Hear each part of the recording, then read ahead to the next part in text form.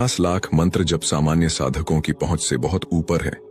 यह अवस्था केवल गहन साधना, संकल्प और अनुग्रह से ही संभव होती है। शास्त्रों और संत परंपरा के अनुसार 50 लाख जप साधक को उस स्थिति में ले जाता है जहां वह केवल मंत्र जप करने वाला नहीं रहता, बल्कि स्वयं मंत्र का जीवंत स्वरूप बन जाता है। 50 लाख मंत्र जप से परिवर्तन, तेजस्विता और ओजस, साधक का पूरा शरीर एक दिव्य तेज से दमकने लगता है। उसकी उपस्थिति मात्र से लोग प्रभावित होते हैं। आध्यात्मिक कवच, रोग, विष, भय, दुर्घटनाएं साधक के जीवन को छू नहीं पाती। वह मानो ईश्वर की प्रत्यक्ष सुरक्षा में जीता है। अलौकिक सामर्थ्य, आयु बढ़ना, शरीर का हल्का और सहनशील होना, असामान्य मानसिक शक्ति, यह सब अनुभव होता है। पूर्ण समाधि, साधक का मन पूर्ण रूप से लय को प्राप्त हो जाता है। बाहर की हलचल अब भीतर को प्रभावित नहीं करती। अहंकार का विलय, अब साधक केवल दिव्य शक्ति का उपकरण भर रह जाता है। मैं का भाव पूर्णतः लुप्त हो जाता है। साक्षात्कार, साधक को अपने इष्ट देव, देवी देवताओं अथवा दिव्य शक्तियों के साक्षात अनुभव हो सकते हैं।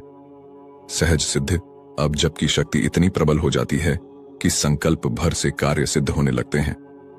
स्थान का दिव्य क्षेत्र बनना, जिस स्थान पर 50 लाख मंत्र जप किया जाता है वह स्थायी रूप से सिद्ध स्थल बन जाता है। वह स्थान भावी पीढ़ियों तक आध्यात्मिक ऊर्जा देता रहता है। सामूहिक कल्याण, साधक का जप अब केवल परिवार या आसपास नहीं, बल्कि समाज और राष्ट्र की रक्षा करता है। नकारात्मकता का पूर्ण नाश, साधक जहां जाता है वहां के सूक्ष्म स्तर पर शांति और दिव्यता फैलती है।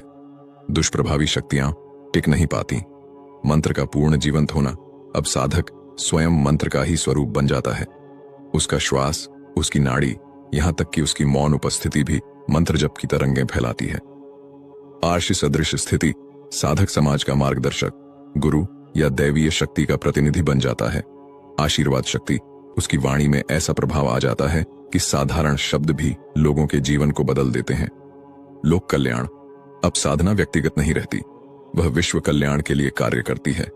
साधक का जीवन ईश्वर की सार्वभौमिक योजना का हिस्सा बन जाता है। निष्कर्ष, 50 लाख मंत्र जप साधक को मनुष्य की सीमाओं से ऊपर उठाकर दिव्यता का जीवंत प्रतीक बना देता है। शरीर तेज और रोग मुक्त हो जाता है। मन पूर्ण समाधि में स्थिर रहता है। वातावरण स्थायी तीर्थ बन जाता है और साधक का जीवन अब केवल उसका नहीं, बल्कि समस्त मानवता और विश्व का कल्याण करने वाला हो जाता है। इसे ही शास्त्रों में महामंत्र सिद्धि और संत परंपरा में ऋषित्व की अवस्था कहा गया है।